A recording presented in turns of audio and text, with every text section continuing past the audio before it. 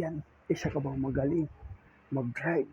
Ngayon, wala ka pang kinukuha ng mga tinatawag na lisensya. Ito gusto ko sa iyo i-challenge. Ito aking ipipinto ko lang sa inyo. I-share ko lang sa inyo. Sana itong aking share sa inyo na magustuhan nyo. Ito about dito sa ating mga kumukuha tayo ng mga license, di ba? Pag-drive natin. So, ngayon, ikaw papipiliin kita. Ano gusto mo?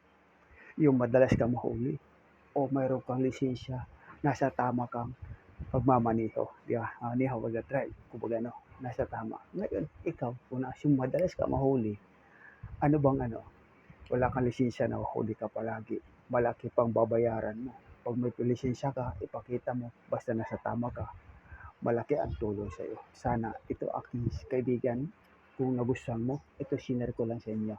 Sana huwag natin kalimutan na supportahan nyo yung aking channel. Maraming salamat po.